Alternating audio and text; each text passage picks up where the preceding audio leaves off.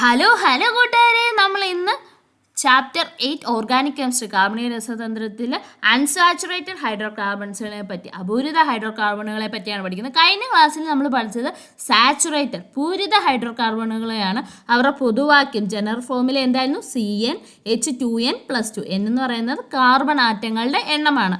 അങ്ങനെ നമുക്ക് കാർബണിൻ്റെ എണ്ണം തന്നാൽ ആ ഫോമുല, ആൽക്കൈൻ്റെ ഫോമുല, ജനറൽ ഫോമുല അല്ലെങ്കിൽ പൊതുവാക്യം എഴുതാൻ എളുപ്പമാണ് അല്ലേ? അപ്പോൾ ഇവിടെ നമ്മൾ unsaturated hydro carbons having double bond or triple bond between carbon atoms are commonly known as unsaturated hydro carbons. അപൂരിത ഹൈഡ്രോ കാർബൺ എന്ന് പറയുന്നത് കാർബൺ ആറ്റങ്ങൾക്കിടയിൽ ഡബിൾ ബോണ്ടോ അല്ലെങ്കിൽ ട്രിപ്പിൾ ബോണ്ടോ, ദ്വയബന്ധനമോ ത്രിബന്ധനമോ ആണ് കാണപ്പെടുന്നതെങ്കിൽ അവയാണ് നമ്മൾ അപൂരിത ഹൈഡ്രോ കാർബണുകൾ എന്ന് പറയുന്നത്.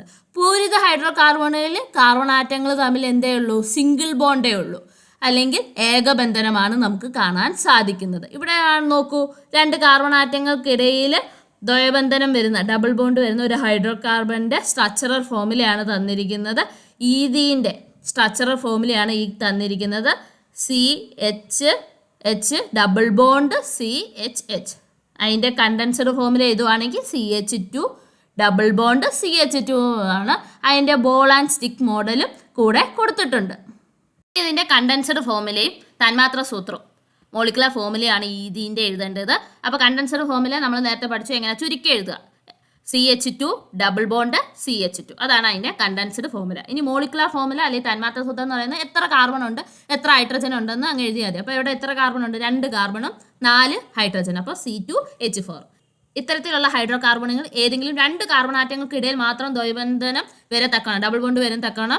കൂടുതൽ കാർബൺ ആറ്റങ്ങൾ ഉൾപ്പെടുത്തി ഘടനകൾ ചിത്രീകരിക്കാനാണ് പറഞ്ഞിരിക്കുന്നത്. നമുക്ക് 3 കാർബൺ ആറ്റം വരുന്ന രീതിയിലുള്ളത് നോക്കാം. അപ്പോൾ 3 കാർബൺ, അതിലേതെങ്കിലും 2 കാർബണുകൾക്കിടയിൽ ഡബിൾ ബോണ്ട്.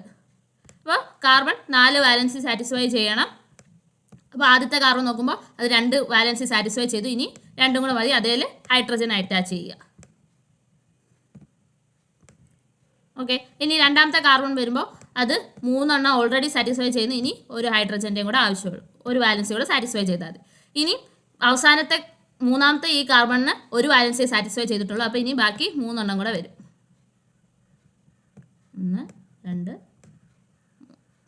നമ്മൾ എഴുതുമ്പോൾ എപ്പോഴും ശ്രദ്ധിക്കുക, കാർബൺ 4 വാലൻസി സാറ്റിസ്ഫൈ ചെയ്യുന്നുണ്ടോ എന്ന് ശ്രദ്ധിക്കുക.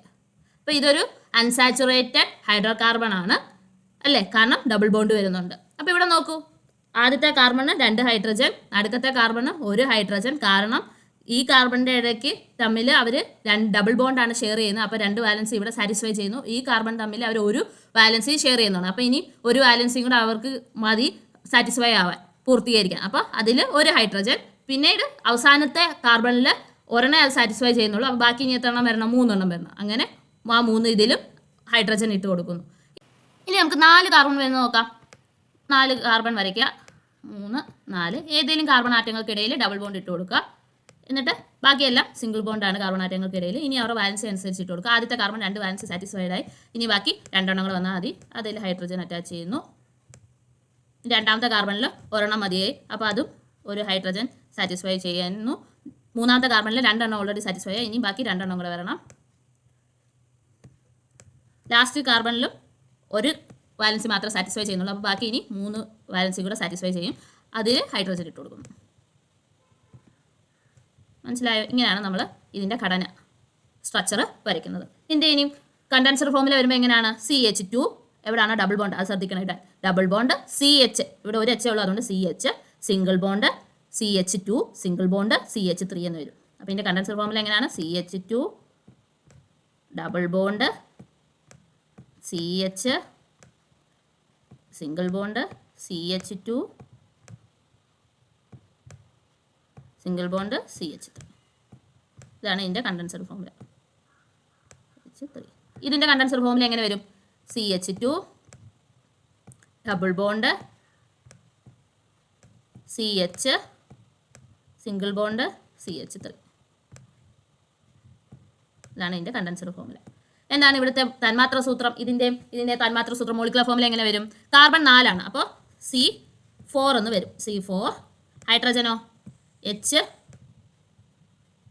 1 2 3 4 5 6 7 8. ഹൈഡ്രജൻ. അപ്പോൾ C4H8 ആണ് ഇതിൻ്റെ മോളിക്കുലർ ഫോർമുല, തന്മാത്ര സൂത്രം. ഇതിൻ്റെയോ C3 ആണ്. ഹൈഡ്രജൻ എത്ര വരും? 1 2 3 4 5 6 H6 എന്ന് വരും. അപ്പോൾ ഇതിൻ്റെ തന്മാത്ര സൂത്രം മോളിക്കുലർ ഫോർമുല C3H6. ഇനി നമുക്ക് ചുവടെ നൽകിയിട്ടുള്ള പട്ടിക പൂർത്തീകരിക്കാം. അപ്പോൾ നമ്പർ ഓഫ് കാർബൺ ആറ്റംസ് ആദ്യത്തേൽ 2 ആണ്. അപ്പോൾ സ്ട്രക്ചർ ഓഫ് ഹൈഡ്രോ കാർബൺ എങ്ങനെ വരും? CH2 ഡബിൾ ബോണ്ട് CH2 എന്ന് വരും. Condensed formula CH2 double bond CH2. Molecular formula 2 കാർബണും 4 ഹൈഡ്രജനുമാണ്. അപ്പോൾ C2H4. Physical state at room temperature, സാധാരണ താപനിലയിലുള്ള ഭൗതികാവസ്ഥ, വാതകം, ഗ്യാസ് ഫോർമുല. ഇനി 3 കാർബൺ ആറ്റം വരുമ്പോൾ CHH double bond CH single bond, പിന്നെ 3 ഹൈഡ്രജനുമാണ്. അതിൻ്റെ കണ്ടൻസ്ഡ് ഫോർമുല വരുന്നത് എങ്ങനെയാണ്? CH2 double bond CH single bond CH3. Okay. ഇനി അതിൻ്റെ മോളിക്കുലർ ഫോർമുല, തന്മാത്ര സൂത്രം എങ്ങനെയാണ് വരുന്നത്? 3 കാർബൺ C3, മൊത്തത്തിൽ 6 ഹൈഡ്രജൻ. അപ്പോൾ C3H6. അപ്പോൾ physical state at room temperature, സാധാരണ താപനിലയിലെ ഭൗതികാവസ്ഥ എന്താണ്? വാതക രീതിയിലാണ് കാണപ്പെടുന്നത്. ഇനി 4 കാർബൺ ആറ്റം വരുന്നത് എങ്ങനെയാണ്? നമ്മൾ ഓൾറെഡി മുകളിൽ കണ്ടു അല്ലേ? എങ്ങനെയാണ് 4 കാർബൺ ആറ്റം വരുന്നത്? എങ്ങനെയാണ്? C double bond C single bond C single bond C എന്ന് എഴുതുക. ആദ്യത്തെ കാർബണ് 2 എണ്ണം ഓൾറെഡി സാറ്റിസ്ഫൈഡ് ആണ്. ഇനി 2 എണ്ണം കൂടെ മതി. അപ്പോൾ അതിൽ ഹൈഡ്രജൻ അറ്റാച്ച് ചെയ്യുന്നു. അതുപോലെ തന്നെ രണ്ടാമത്തെ കാർബണ് 3 എണ്ണം ഓൾറെഡി സാറ്റിസ്ഫൈ ആണ്. ഇനി ഒരു വാലൻസിയും കൂടെ സാറ്റിസ്ഫൈ ചെയ്ത്, സംയോജകതയും കൂടെ സാറ്റിസ്ഫൈ ചെയ്താൽ മതി. അപ്പോൾ ആ ഒരെണ്ണത്തിൽ ആ ഹൈഡ്രജൻ അറ്റാച്ച് ചെയ്യുന്നു. മൂന്നാമത്തേതിൽ 2 എണ്ണം ഓൾറെഡി സാറ്റിസ്ഫൈ ആണ്. ഇനി ബാക്കി 2 എണ്ണം മതി. അവസാനത്തേതിൽ ഒരെണ്ണം സാറ്റിസ്ഫൈ ചെയ്തിട്ടുള്ളൂ വാലൻസി, അതിൽ 3 എണ്ണം അറ്റാച്ച് ചെയ്യുന്നു. 3 വാലൻസി സാറ്റിസ്ഫൈ ചെയ്യുന്നു. അപ്പോൾ അതിൻ്റെ കണ്ടൻസ്ഡ് ഫോർമുല എങ്ങനെ വരും? C2 double bond CH single bond CH2 single bond CH3 എന്നാണ് അതിൻ്റെ കണ്ടൻസ്ഡ് ഫോർമുല വരുന്നത്. ഇനി അതിൻ്റെ തന്മാത്ര സൂത്രം അല്ലെങ്കിൽ മോളിക്കുലർ ഫോർമുല എന്താ വരുന്നത്? C4H8. അത് സാധാരണ താപനിലയിലെ ഭൗതികാവസ്ഥ, വാതകമാണ്. Physical state at room temperature എന്ന് പറയുന്നത് ഗ്യാസ് ആണ്. C4H8 എന്നാണ് അതിൻ്റെ മോളിക്കുലർ ഫോർമുല, തന്മാത്ര സൂത്രം എന്ന് പറയുന്നത്. ഏത് കാർബണാറ്റങ്ങൾ തമ്മിലും നമുക്ക് ഡബിൾ ബോണ്ട് കാണിക്കാം, നമ്മുടെ ഇഷ്ടമാണ്. അത് കണ്ടൻസർ ഫോർമുല എഴുതുമ്പോൾ നമ്മൾ ശ്രദ്ധിച്ചോണം, വാലൻസിയും കറക്റ്റ് ആയിരിക്കണം. ഒരു കാർബണ് എപ്പോഴും 4 സംയോജനം, 4 വാലൻസിയെ സാറ്റിസ്ഫൈ ചെയ്യത്തുള്ളൂ. അടുത്തത് 5 കാർബണാറ്റം ഉള്ളത്. ഓക്കെ, 5 കാർബണാറ്റം ഉള്ളത് എങ്ങനെ എഴുതാം? 5 കാർബൺ വരയ്ക്കാം. ആദ്യത്തെ കാർബൺ മാത്രമായിട്ട് നമുക്ക് ഡബിൾ ബോണ്ട് ഇട്ട് കൊടുത്തിട്ട് പോവാം. ഇത് രണ്ടിനും ഇടയ്ക്ക് ഡബിൾ ബോണ്ട്, ബാക്കിയെല്ലാം തമ്മിൽ സിംഗിൾ ബോണ്ടാണ് കാർബണാറ്റങ്ങൾക്കിടയിൽ. 3 4 5. ഓക്കെ, അപ്പോൾ ഇനി ആദ്യത്തെ കാർബണ് 2 വാലൻസി സാറ്റിസ്ഫൈ ആണ്, ബാക്കി 2 എണ്ണം കൂടെ വരും. രണ്ടാമത്തെ കാർബണ് 4 എണ്ണം സാറ്റിസ്ഫൈ ആണ്, അപ്പോൾ ഇനി ബാക്കി ഒരെണ്ണം കൂടെയാണ് വാലൻസി സാറ്റിസ്ഫൈ ചെയ്യുള്ളത്, അതിൽ ഹൈഡ്രജൻ അറ്റാച്ച് ചെയ്യുന്നു.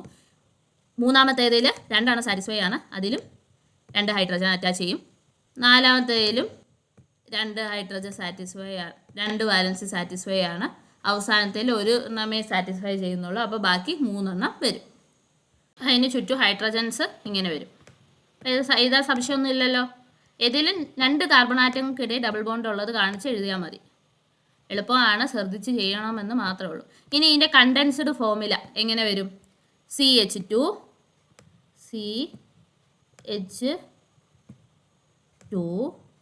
Single bond CH single bond CH2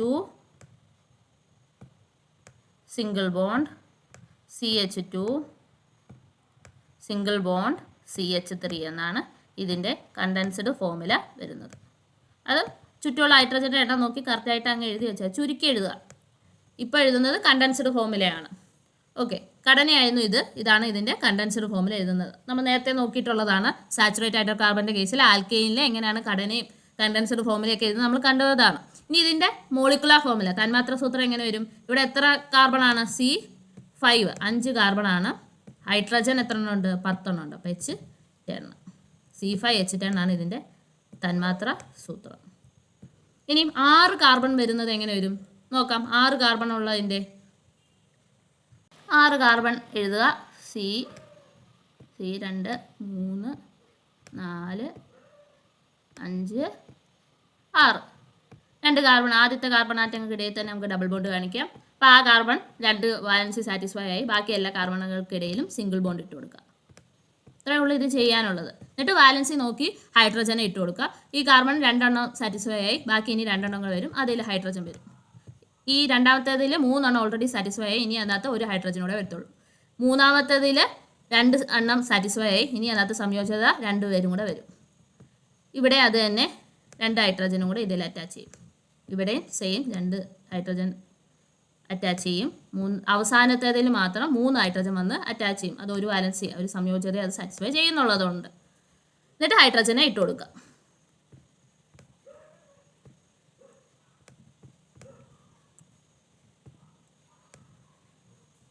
അപ്പോൾ ഇത് ശ്രദ്ധിച്ച് നിങ്ങൾക്ക് വരച്ചാൽ എളുപ്പമാണ്. ഇത് 2 കാർബൺ ആറ്റങ്ങൾക്കിടെ ഡബിൾ ബോണ്ട് ഇടുക. ബാക്കി എത്ര കാർബൺ ആറ്റം ഉണ്ടോ അതിലെല്ലാം സിംഗിൾ ബോണ്ട്, ഏകബന്ധനം. പിന്നെ ആ വാലൻസി സാറ്റിസ്ഫൈ ചെയ്യുന്നതിൽ ഹൈഡ്രജനെ അറ്റാച്ച് ചെയ്ത് കൊടുക്കുക. മനസ്സിലായോ? ഇതാണ് 6 കാർബൺ ആറ്റം വരുന്നതിൻ്റെ ഹൈഡ്രോ കാർബണിൻ്റെ ഘടന ഇങ്ങനെയാണ് വരുന്നത്. ഇനി ഇതിൻ്റെ കണ്ടൻസ്ഡ് ഫോമിൽ നമുക്ക് എഴുതാം. എങ്ങനെ വരും? CH2 ഡബിൾ ബോണ്ട് ദ്വയബന്ധനം CH സിംഗിൾ ബോണ്ട് ഏകബന്ധനം CH2 ഏകബന്ധനം CH2